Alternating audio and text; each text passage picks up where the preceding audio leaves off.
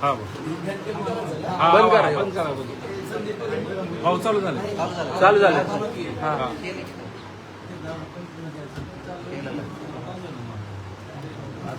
हा सुरुवातीला या ठिकाणी सोलापूर जिल्ह्यातील संपूर्ण मतदार बंधू भगिनींनी माझ्यावरती जो विश्वास टाकला, मला आशीर्वाद दिले, सहकार्य केलं, त्याबद्दल मी त्यांचा मनपूर्वक आभारी आहे. त्याचबरोबर ज्या लोकप्रतिनिधींना मतदानाचा अधिकार त्यांनी निवडून दिलं आणि त्या सर्वांचीच भावना होती की राजेभाऊ राऊत सारखा एक कार्यकर्ता या विधान परिषदेवर, त्यांचंही मनपूर्वक या ठिकाणी सुरुवातीला आभार व्यक्त करतो. आणि खऱ्या अर्थानं ज्यांच्या आशीर्वादानं, आदरणीय नरेंद्र मोदी साहेब यांच्या आशीर्वादानं, त्याचबरोबर आमचे सर्वांचेच लाडकं नेतृत्व, राज्याचे मुख्यमंत्री आदरणीय देवेंद्र फडणवीस साहेब, शिंदे साहेब, सुनेत्राताई आणि आमचे सहकारी मित्र जयभाऊ गोरे, या सगळ्यांच्याच मार्गदर्शनातून आज मला या ठिकाणी महायुतीच्या माध्यमातून उमेदवारी मिळाली आणि या सोलापूर विधान परिषदेचा आमदार होण्याचा या ठिकाणी मान मिळाला. या सर्वांचं या ठिकाणी मनपूर्वक आभार या ठिकाणी व्यक्त करतो. या ठिकाणी या आमदारकी या ठिकाणी माझ्या रूपाने येत असताना नक्कीच मला पूर्णपणे खात्री आहे की माझ्यावरती जबाबदारी फार वाढलेली आहे. पूर्वी मी 2004 ते 2009 विधानसभेचं प्रतिनिधित्व बार्शीचं केलेलं आहे, 19 ते 24 केलेलं आहे. आणि या दोन्ही वेळेस किंवा मी नगराध्यक्ष असताना, नगरसेवक असताना, बाजार समितीचा संचालक असताना किंवा माझे आमदार म्हणून या ठिकाणी काम करत असताना अत्यंत काळजीपूर्वक या ठिकाणी काम करण्याचा प्रयत्न केलेला आहे. परंतु आज भविष्य काळामध्ये जी माझ्यावरती फार मोठी जबाबदारी, तालुक्याबरोबरच या जिल्ह्याचं प्रतिनिधित्व करण्याची जबाबदारी माझ्यावरती आलेली आहे, जी मला पूर्णपणे जाणीव आहे. आणि अत्यंत काळजीपूर्वक मी पूर्वी ज्या पद्धतीने काम करायचो, आपल्या सर्व जनतेलाही माहित आहे, पत्रकार बांधवांना माहित आहे, सर्व पदाधिकारी असताना, त्याचबरोबर नगरपालिकेची निवडणूक लढवत असताना, पंचायत समिती, जिल्हा परिषदेची निवडणूक लढवत असताना फार मोठा विश्वास तालुक्यातील जनतेने पुन्हा एकदा आमच्यावर. त्याचबरोबर 18 सदस्य त्या ठिकाणी आले. पंचायत समितीला सुद्धा आमच्या रोंगेताई त्या ठिकाणी सभापती झाल्या, सर्व संतोषदादा उपसभापती झाले, सगळे सदस्य, रोहित उपनगराध्यक्ष झाला. आणि विशेष बाब म्हणजे संपूर्ण तालुका ज्या गोष्टीची वाट पाहत होता की जिल्ह्यामध्ये आम्हाला कधी जिल्हाध्यक्ष मिळाला नाही, एक माझा सर्वसामान्य कार्यकर्ता, एक बांधव दीपकच्या रूपानं त्या ठिकाणी आपण जिल्ह्यामध्ये सुद्धा एक पताका त्या ठिकाणी जिल्हा परिषद अध्यक्ष म्हणून आपण घेऊ शकलो आपल्या खांद्यावरती. विशेष मी सांगितलं होतं की बार्शी तालुक्यामध्ये सुद्धा 1.5 वर्ष सगळ्यांना बार्शी शून्य असायची. हे नेमकं आता आपल्या तालुक्याचं काय होणार, आसपासच्या तालुक्यामध्ये मोठ्या प्रमाणामध्ये निधी मिळतोय, आपल्या तालुक्याची चिंता वाढलेली होती. परंतु बांधवांनो, सत्ता असेल किंवा नसेल, पद असेल किंवा नसेल, अत्यंत काळजीपूर्वक जनतेचे काम करण्याचा वसा आम्ही पहिल्यापासूनच घेतलेला. आणि असं समजण्याचं काही कारण नव्हतं की मी आमदार नसल्यावर कुठंतरी दुर्लक्ष होईल, असाही विषय नव्हता. परंतु मी हात देत नाही, याला काय म्हणजे राजकारणाचा फार छंद दिसतो असं माझ्याबद्दल गैरसमज झाले असते, टीका झाली असते. मग मला काही थोडा काळ थांबावं लागलं. परंतु सगळ्यांच्या आशीर्वादाने एवढं मोठं घवघवीत यश असताना, मिळत असताना, आज आमचीही तेवढीच नैतिक जबाबदारी आहे. आज सुरुवातीला या ठिकाणी सांगू इच्छितो की जे बार्शी नगरपालिकेच्या बाबतीमध्ये, पाण्याच्या बाबतीमध्ये, आता मी निवडणुकीमध्ये असताना काही राजकारण झालं दुर्दैवानं, तिथं कुठं म्हणजे फोड वगैरे असं दुर्दैवी घटना या ठिकाणी नाही घडायला पाहिजे होत्या. मडकं कधी आपण फोडतो आपल्या सगळ्यांनाच माहिती आहे. म्हणून अशा वाईट घटना या तालुक्याच्या बाबतीमध्ये घडून या मताचा मी आहे. परंतु तातडीनं मी पाठीमागेही सांगितलं की युद्ध पातळीवरती आपण पाईपलाईनचं आपलं काम चालू आहे, कुठेही त्या ठिकाणी अडचण नाही. आज जरी मला बार्शी तालुक्यातली जनता म्हणली की कुर्डवाडी ते पिंपळनेर पर्यंत तुम्ही तशीच पाईपलाईन करा, पूर्ण करा आणि आता पाणी आम्हाला 1-3 महिन्यात देऊ शकतो, परंतु त्याला ज्या काही अडचणी आहेत, पुढच्या 30 वर्षाचं जे संकट येणार आहे की जो 4 लेन होणार आहे आपला टिंबुर्णी ते येडशी, हा 4 लेन करत असताना ती पाईपलाईन मी पाठीमागे पण सांगितलं की मध्यभागी पाईपलाईन त्या ठिकाणी असणार आहे. आणि उद्या जर त्याची दुरुस्ती वगैरे करायची तर नॅशनल हायवे आपल्याला परवानगी देणार नाही किंवा मोठा मेंटेनन्सचा खर्च येणार आहे. त्यामुळे आपण थांबलोय आणि मी जबाबदारीने बोलतो की मी मध्यंतरी गडकरी साहेबांना जाऊन भेटलेलो आहे अक्कलकोटला. त्यांनी मला कमिटमेंट केलेली आहे की राजभाऊ काळजी करू नको, कुठल्याही परिस्थितीमध्ये मी 1200 कोटी रुपयाचा निधी त्या ठिकाणी फोर लेनला देतो आणि भूसंपादनाला 250 कोटी आणि 950 कोटी रुपये त्या रस्त्याच्या कामाला. त्यामुळं त्याचीही मंजुरी 1 महिन्या 1.5 महिन्यामध्ये दिल्लीला जाऊन आम्ही आणतोय आणि कुर्डवाडी ते पिंपळनेर या ठिकाणी भूसंपादन करून 250 कोटी भूसंपादन लागणार आहे. एका बाजूने आपण पाईपलाईन घेऊन आमची शब्द होता पालकमंत्री साहेबांचा आणि माझा की आम्ही निवडणूक झाल्याबरोबर आम्ही दिवाळीच्या आसपास पाणी आपलं निवडणूक झाल्याबरोबर पाणी देऊ. परंतु मी सगळ्या जनतेची माफी मागतो तरी सुद्धा ही तांत्रिक अडचण आल्यामुळे थोडं आम्हाला 1 वर्षभर आणखी मुदत द्या, कारण हे कायमस्वरूपी रोज 4.5 कोटी लिटर पाणी येणार आहे. आता आपण पाहतोय की पाण्याची अडचण किती आहे आणि भविष्यात त्याला 6 कोटी सुद्धा आपण रोज घेऊ शकतो एक मोटर वाढवल्यानंतर. त्यामुळे एवढं मोठं नियोजन आपण साधारण पुढच्या 30-35 वर्षाचं केलेलं आहे. त्यामुळे कोणी गैरसमज करून घेऊ नये. आणि त्याच्याकरता जे 100 कोटी रुपये कमी पडत होते त्याची सुद्धा बैठक झालेली आहे मंत्रालयामध्ये. आदरणीय देवेंद्र फडणवीस साहेब यांच्या मार्गदर्शनाखाली, शिंदे साहेब, सुनेत्रता यांच्या मार्गदर्शनाखाली भाऊच्या सहकार्यानं 100 कोटी रुपयाचा निधी आपल्याला मंजूर झालेला आहे. पुढच्या येणाऱ्या 15 दिवसामध्ये त्याची ऑर्डर आपण बार्शीमध्ये आपण देतोय. त्याचबरोबर इतर विकास कामाला सुद्धा आपण कमीत कमी 50 ते 75 कोटी रुपये अशी साधारण 250 कोटी रुपयाचा निधी येणारा 1 महिना 1.5 महिन्यामध्ये बार्शीला या ठिकाणी दिला जाईल. अशा पद्धतीचं नियोजन त्या ठिकाणी. मग त्यामध्ये रस्ते, गटारी, पाईपलाईनचे सगळी काम आहेत. ग्रामीण भागातले रस्ते साधारण माझ्या अंदाजे ग्रामीण आणि शहर दोन्हीकडे 200 कोटी रुपयाचं पॅकेज पुढच्या महिन्यामध्ये तुम्हाला पत्रकार परिषद घेऊन सगळ्या जनतेच्या समोर हे सगळंच निधी आलेला त्या ठिकाणी त्याची माहिती वेळोवेळी दिली जाईल. आणि भविष्य काळामध्ये सुद्धा 1200 कोटी रुपयाचा तो निधी आहे. त्याचबरोबर सगळ्यात शेतकरी बांधवांची भावना आहे की पीक विम्याच्या बाबतीमध्ये प्रश्न थोडा गंभीर झालेला आहे. पीक विमा मिळाला आहे, परंतु मी आताच कृषी अधिकाऱ्यांना त्या ठिकाणी बोलवलेलं आहे. त्या ठिकाणी सुद्धा आम्ही पीक विम्याच्या बाबतीमध्ये आदरणीय फडणवीस साहेबांची भेट घेऊन पीक विमा कसा मिळेल त्याकरता प्रयत्न करू. काही पीक विमा कंपन्या त्या ठिकाणी कारण असताना आपलं शासनाच्या सगळ्या गोष्टी बरोबर असताना अडथळा आणतात. वेळ प्रसंगी शासनाचे त्याच्यावरती शासनाच्या माध्यमातून कारवाईचे सुद्धा आदेश त्या ठिकाणी दिले जातील. आणि जरी काय अडचण आली शेवटी कोर्टात जरी जाऊन आपल्याला काय बाजू मांडायची असेल तर त्या ठिकाणी सुद्धा बाजू मांडली जाईल. आणि भविष्य काळामध्ये तर आपण वेळोवेळी भेटणारच आहोत.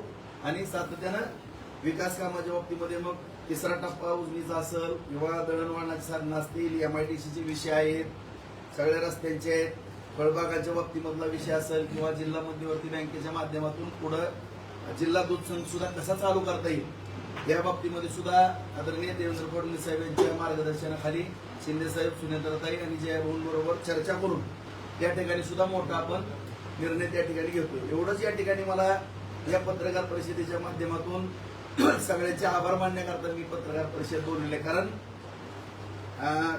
निकाल लागला, आमदार झालो की अधिवेशन चालू झालं. सगळ्यांना असं वाटलं की आम्ही एवढ्या भाऊंबद्दल भावना व्यक्त केल्या, आम्हाला भाऊला भेटायला सुद्धा मिळलं नाही, आमचा राजभाऊ कुठे गेला अशी सगळ्यांची भावना. परंतु मी अधिवेशनला होतो. आज मी 3.5 महिन्यापूर्वी मी ब्रेक दर्शनचं तिरुपतीचं दर्शनाचं मला बुकिंग केलेलं आहे, पास मिळालेला आहे, मला दर्शनाची परवानगी त्या ठिकाणी मिळालेली आहे. उद्या 4चं दर्शन आहे. मी तिरुपतीला 1-2 दिवस चाललं, नंतर अधिवेशनच आहे. तर माझी सगळ्याला नम्रतेची विनंती आहे की अधिवेशन झाल्यानंतर मी सगळ्या ग्रामीण भागाचा जिल्हा परिषद पंचायत समितीला गुळगुळीत असं यश दिलं, नगरपालिकेला यश दिलं, बाजार समितीला, त्याबद्दल सगळ्यांचे आभार मानण्याकरता संपूर्ण ग्रामीण आणि शहरी भागाचा दौरा करणार आहे. त्या ठिकाणी रोज संध्याकाळी 3 ते 5 गावं असतील, प्रभाग असतील. सगळे माझे बांधव, माझ्या भगिनी, बंधू, पदाधिकारी, दीपक आहेत, माझे वैद्य गरड सर आहेत, रोहित आहेत, संतोषदादा आहेत, माझ्या ताई आहेत, त्याचबरोबर आमच्या रुंगीत आहेत, कतलीत आहेत, त्याचबरोबर उपसभापती आमचे गायकवाडी, सगळी मंडळी, सदस्य, जिल्हा परिषद सदस्य, पंचायत समिती सदस्य, नगरसेवक बंधू भगिनी, सगळेजण आम्ही आभार मानण्याकरता आणि अडीअडचणी जाणून घेण्याकरता संपूर्ण तालुकाभर दौरा करणार. त्यात तुम्हाला सुद्धा आम्ही पत्रकार बांधवांना सामावून घेणार आहोत आणि जनतेच्या अडीअडचणी समजून त्या प्रामाणिकपणानं पहिल्यापेक्षा कित्येक पटीनं ताकदीनं सोडवण्याचा प्रयत्न करू. विधानसभेवर आपण असताना 2.5 वर्षाच्या कार्यकाळामध्ये हजारो कोटींचा निधी आणला. आणि बार्शीकर जनतेला ती एक निधीची सवय लागलेली आहे. एवढी मोठ्या प्रमाणामध्ये आपण विकास कामं केली, परंतु आता फक्त बार्शी तालुकाच नाही तर जिल्ह्यातील जनतेची आपल्याकडून अपेक्षा आहे. कसं बघता या दृष्टीकडे?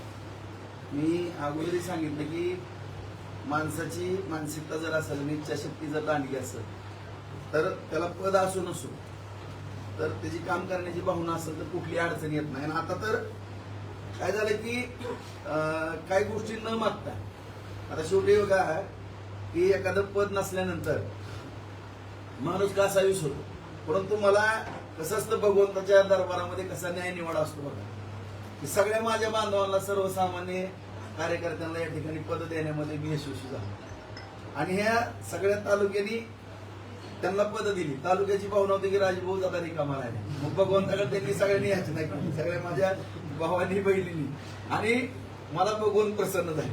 आणि योगायोगानं मी काय मला माहित पण नव्हतं, माझ्या मला देण्यात पण नव्हतं, आणि योगायोगानं गेलेली आमदारकी पुन्हा माझ्या ह्याच्यात दिलेली आहे. त्यामुळं माझी 100% म्हणजे आता जबाबदारी वाढलेली आहे. त्यामुळं काम आता पहिलं जे काम करत होतो त्याच्यापेक्षा कित्येक तरी पटीनं मला काम करावं लागलं. नक्कीच आपण फडणवीस साहेबांच्या गळातले ताईत आहात. त्यांचे एक लाडके आणि विश्वासू आमदार म्हणून संपूर्ण महाराष्ट्र आपल्याला जाणतो. आणि आता सध्या बार्शी तालुक्यात नव्हे तर सोलापूर जिल्ह्यातल्या जनतेनं लोकनेते ही पदवी आपल्याला दिलेली आहे. तर एक तुमच्या कार्यकर्तृत्वाचं फळ आहे असं वाटतं तुम्हाला? मुळात मी एकच सांगतो की निष्ठावंत जर असेल ना तर फळ 100% मिळतं. आता उदाहरण आपण पाहिलं असेल की 2019ला आमदार झालो, तसं जर हा पक्ष आमदार झाल्यानंतर सत्तेकडे वाढा असतो. सगळ्याला माहित आहे, मी काही जास्त बोललो नाही, पण मला काय कशा पद्धतीनं सांगितलं जायचं की तुम्ही सत्तेकडे या, पदाच्या बाबतीमध्ये असेल किंवा विकास कामाच्या किंवा अन्य बाकी घालणाऱ्या गोष्टी थोड्या ज्या काही चर्चेला असतात अशा बाबतीमध्ये सुद्धा मला काही विषय माझ्यासमोर यायचे. पण मी माझे आमदार असताना आदरणीय देवेंद्र फडणवीस साहेबांनी फार मदत केली त्या विकास कामात. बार्शी तालुक्यामध्ये नगरपालिका आले ते आपले सहकारी मित्र आशिफबाई तिथं होते, पंचायत समिती होती, चांगली विकास कामाला त्यावेळेस पण पीक विमा असेल किंवा नुकसान भरपाई साहेब द्यायची माझे आमदार असताना. साहेब म्हणाले होते की मला राजभाऊ मी तुम्हाला आमदारच करणार, आणि त्यांनी खरोखर मी अपक्ष असताना मला फार मदत केली किंवा विकास कामं करताना असताना जनतेसमोर जाण्याकरता मदत केली. त्याचं एक उत्तर आहे म्हणून मी अपक्ष आलो असताना मी विरोधी पक्ष नेत्याला पाठिंबा दिला. आणि तुम्ही पाहिलंय मला कशा पद्धतीने टॉर्चर केलं जायचं, हे पोलीस यंत्रणेकडनं काय वस्तुस्थिती घडत होती या बार्शी तालुक्यामध्ये मला गुंतवण्याकरता किंवा रणवीरच्या बाबतीमध्ये आपण पाहिलं तरी सुद्धा मी डगमगलो नाही. साहेबांनी विरोधी पक्ष नेते असताना अख्खी विधानसभा अंगावर घेतली, पाहिलंय सगळ्यांनी कसला प्रश्न पोलीस स्टेशनला घ्यावा लागला, एवढ्या घटना घडल्या. आणि अशा माणसाच्या पाठीशी मी उभारलो, आणि जरी माझा पराभव झाला विधानसभेला तरी त्यांनी माझ्यासारख्या कार्यकर्त्याला एक प्रामाणिक आहे, निष्ठावंत आहे, जीवाला जीव देणारा कार्यकर्ता आहे, या माध्यमातून माझ्यासारख्या कार्यकर्त्यावर त्यांची नजर होती आणि निष्ठावंताला फळ मिळतंय याचं ज्वलंत उदाहरण. भाऊ, तुम्ही निवडून आलात त्या रात्री संपूर्ण बार्शी शहरात जल्लोष चालू होता. त्याच दरम्यान विधानसभेचे आमदार दिलीप सोपल यांच्या घराच्या मागच्या बाजूनी काही लोकांनी फटाके फोडले आणि ते घटना घडली, त्यानंतर गुन्हा दाखल झालाय. याकडे तुम्ही कसं बघता? मी या मताचा आहे की अशी घटना घडताच कामा नये. ह्या गोष्टीचा मी म्हणजे अत्यंत खेद व्यक्त करतो की अशी घटना घडायला नाही पाहिजे. परंतु जी झालंय ते चुकीचं झालेलं आहे आणि काही नावही चुकीच्या पद्धतीने आलेले आहे. मी PIशी बोललेलो आहे आणि अशी घटना पुढं कधी घडणार नाही ह्याच्या बाबतीमध्ये मी खबरदारी घेणार आहे. कारण कुणीतरी काय जो प्रकार केला आणखी मी माहिती घेतोय नेमकं खरं काय खोटं काय, परंतु ही घडलेली गोष्ट अत्यंत चुकीची आहे. मी त्या दिवशी सुद्धा पत्रकार परिषदेमध्ये सोलापूरला सांगितलं होतं की त्यांनी जरी या तालुक्याचं नेतृत्व करत असले तरी त्यांचा ना आमचा काय बांधाला बांध नाही. शेवटी काय तत्वाचे विषय आहेत की त्यांची तत्व त्यांच्याजवळ तर आमची तत्व. ह्याचा अर्थ असा नाही की त्यांच्या घराच्या बाबतीमध्ये अशी घटना घडावी आम्हाला काय तर आनंद मिळेल अशातला विषय कधीच नाही. आमच्या पण कोणाच्या बाबतीमध्ये घडू नये, त्यांच्या बाबतीमध्ये घडू नये.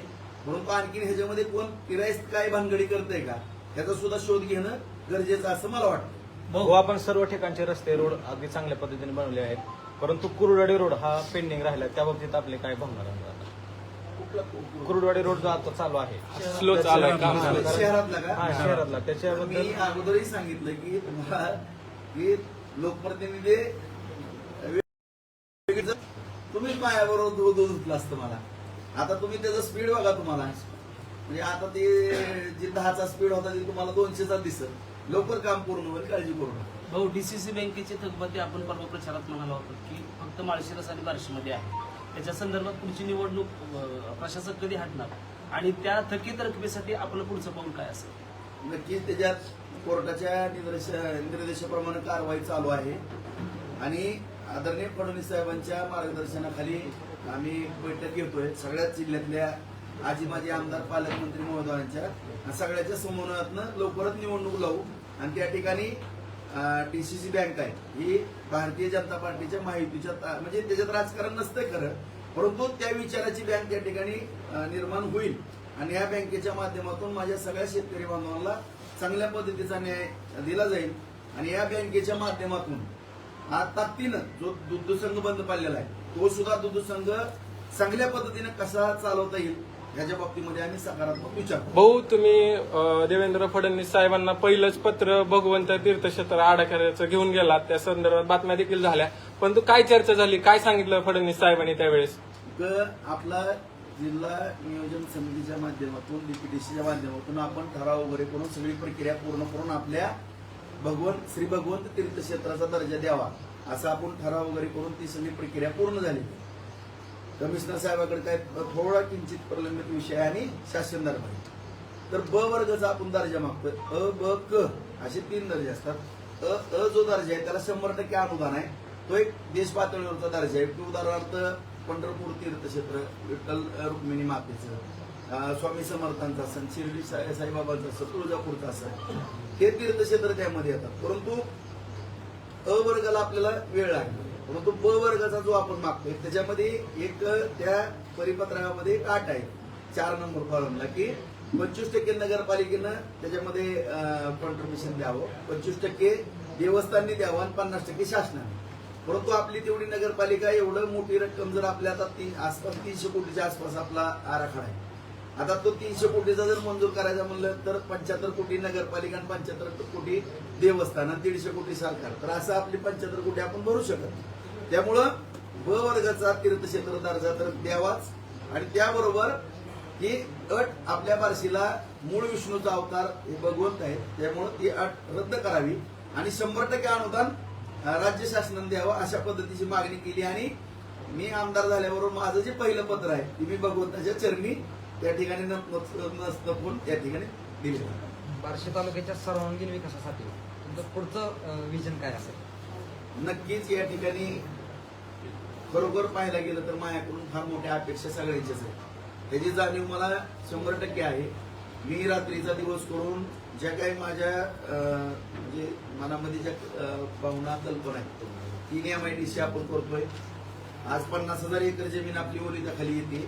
37 साठवण तलावापैकी आपले जवळपास 31 साठवण तलाव आता पूर्ण झालेले, काही कामं चालू आहेत, काही थोड्या अडचणीमुळे थांबलेले. आणखीनही 50 साठवण तलाव आपण या ठिकाणी नव्यानं करतोय. 3रा टप्पा आपला आता तावडीच्या तलावामध्ये पाणी पडल आणि तिथून आपण ढाळे पिंपळगावमध्ये पाणी नेतो. 50,000 एकर जमीन आता ह्या सगळ्या ह्याच्यामध्ये किटीवेर, साठवण तलाव आणि उपसा सिंचन याच्यामध्ये ओलिताखाली येते. म्हणजे जवळपास आता पाणी आपल्या शेतामध्ये आलंय, आपल्याला सगळ्यालाच माहिती, आपण तुम्ही साक्षीदार त्याचे. आता 3रा टप्पा जो घेतोय त्याच्यामध्ये आणि साठवण तलाव त्याच्यामधून 50,000 एकर जमीन आपण ओलिताखाली आणतो. नंबर 1. दुसरा 1 MIDC आपली झाली गाताची वाडीची, 50-55 आपले कारखाने उभा राहिलेले छोटे मोठे, आणखीन तिथं सपोर्ट करून कारखाने उभा करण्याचं काम करतोय. आणि आणखीन ही जामगाव, उपळाई आणि वैरा 3 MIDC आपण उपळाईला पण जागा पाहिलेली, वैरागला पण पाहिलेली आणि जामगावचे पण जागेचं थोडं आणखीन चेंजेस करायचे. त्या 3 MIDC आपण मंजूर करतोय. तिथेही काही मोठा उद्योग आणि छोटे मोठे उद्योग अशा पद्धतीने आपण काम करतो, जेणेकरून रोजगार निर्मिती आणि बागायत क्षेत्र. आणि जे मी त्या दिवशी म्हणलो की आपला आवर्षण पुनर्वसन मधला जरी तालुका असला, आता पाणी तरी येणार आहे, परंतु द्राक्ष उत्पादक आपल्याला नैसर्गिक आपल्याला देणगी आहे की द्राक्षे असतील, आंबा असेल, बोर असेल, ह्याच्यावरती आपला जास्त फोकस करून ऊसाबरोबर जातात. सगळी प्रत्येक शेतकरी बांधवांना आपापल्या पद्धतीने पिकं घ्यावी त्याच्याबद्दल दुमत नाही, परंतु मनुक्याला आपण फोकस जास्त करतोय. बार्शी केशर हा ब्रँड आपण या ठिकाणी निर्माण करतोय. अशा रीतीनं परत शेळी मेंढीचा आपला जो प्रकल्प आहे तो त्याला सपोर्ट चांगला करतोय, कुक्कुटपालनला करतोय. आणि दुग्ध व्यवसाय त्या सगळ्या बाजूनं अहोरात्र त्याला मर्यादाच नसणार त्या कामाला. अशा पद्धतीने आपण काम करून रोजगार निर्मिती, शेतीचं बागायत क्षेत्र वाढवणं ह्याच्याकरता टोकाला जाऊन ज्या गोष्टी करायच्या ते करणार. भाऊ शेतकऱ्यांचा एक असा प्रश्न आहे, गेल्या वर्षी अतिवृष्टीमुळे शेतकरी अडचणीत आला आणि यावर्षी जून महिना संपत आलाय, म्हणजे संपलाय, तरी देखील आणखीन पाऊस नाही. शेतकरी खूप चिंतेत आहेत. त्या बाबतीत आपण कसं बघता? नाही, आपल्याला सगळ्यालाच माहित आहे की संपूर्ण देशामध्ये, राज्यामध्ये दुष्काळी परिस्थिती पुढे दिसून येते. तरी सुद्धा शेवटी आपण भावनिकतेवरती आणि श्रद्धेवरती चालणारी माणसं, भगवंताच्या चरणी, पांडुरंगाच्या चरणी, तिरुपती चरणी एवढीच प्रार्थना करेन की बाबा देवा खूप चांगला पडू दे, माझ्या बळीराजाला सुखी समाधानी ठेव. आणि ह्याच्यातनं सुद्धा दुर्दैवी काय घटना घडली तर शासन पाठीशी राहणारच आहे. ज्या पद्धतीनं पूर्वी दुष्काळाची मदत दिली, पडून जे दुष्काळ, परंतु जर दुर्दैवानं काय शेवटी निसर्ग आहे, जर घटना काय अशी घडली तर आपण सगळ्या शेतकऱ्याच्या पाठीशी खंबीरपणाने उभा राहू. आताच मी पीक विम्याचं पण बोललो, त्याच्या बाबतीमध्ये सुद्धा पाठपुरावा करू. भाऊ एक प्रश्न होता की बार्शी शहरामध्ये स्पीड ब्रेकर चुकीच्या पद्धतीने बसवण्यात आले. कालच एक माजी नगरसेवक होते, त्यांना त्याचा त्रास झाला, त्यांनी स्वतः आमच्याविषयी बोलून दाखवलं आणि स्वतः वैयक्तिक तुम्ही त्या गोष्टीला ही झालेले आहेत, तुम्हाला त्याचा त्रास माहिती आहे, तर तुम्ही काय ह्या चुकीच्या स्पीड ब्रेकर बद्दल करणार? आता ह्याच्यामध्ये दोन प्रवाह आहेत. अशी मंडळीचं काय आंदोलन होतात की स्पीड ब्रेकर व्हावा आणि झाल्यानंतर ती गाडी चालल्यानंतर असं त्याच्यावरनं कुणीतरी उडून पडतंय, टोकावरती पडतंय. त्यांना माझी भाची सुद्धा खांडवीला त्या दिवशी होतो. आता काही ठिकाणी गाड्या स्पीडमध्ये येतात, त्याखाली ऍक्सिडेंट. ते आम्ही सुद्धा, आमचा सुद्धा मनामध्ये संभ्रम आहे की नेमकं करायचं काय. म्हणजे अशी दुविधामन अवस्था झालेली आहे. त्याच्या बाबतीमध्ये तिथली प्राप्त परिस्थिती बघूनच निर्णय घेणं उचित होईल असं मला वाटतं. अकलूजची सभा, हाकलूची सभा कधी आहे? आपली सभा, आपली सभा. पालकमंत्र्यांनी दिलं होतं. पालकमंत्री महोदय मला म्हणले की राजेभाऊ आता त्या गोष्टीला फार महत्व देऊ नका. आता जे काही गोष्टी त्यांच्या नशिबात होत्या त्या घडायला लागलेल्या आहेत आणि त्यांच्या बाबतीमध्ये संपूर्ण जिल्ह्याने ओळखलेला आहे काय विषय आहे. त्यांची जागा त्यांना दाखवली. त्या गोष्टीला आता महत्व देऊ नका, विकास कामाला महत्व द्या. त्यामुळे जरा मला वाटतं मी विकास कामाला महत्व दिलेलं बरं राहील. भाऊ खासदार ओमराजे निंबाळकरांनी तुमच्या महायुतीमध्ये प्रवेश केलेला आहे, आता तुम्ही ह्याच्याकडे कसं बघताय? शेवटी आमच्या सगळ्यांची करवते आदरणीय मोदी साहेबांच्या मार्गदर्शनाखाली देवेंद्र फडणवीस साहेब आहे. शेवटी काही राज्याचं राजकारण करत असताना किंवा देशाच्या काही घडामोडी खासदारांच्या बाबतीमध्ये असतील किंवा आमदारांच्या बाबतीमध्ये, विधानसभेचे असतील किंवा राज्याचे प्रश्न असतील, त्यांना माहीत असतील. आपण त्यांच्या एवढे हुशार नसतो. त्यांनी ज्या सांगण गोष्टी नेते मंडळींनी त्या ऐकून आपल्या पद्धतीने काम करणं योग्य असं मला वाटतं.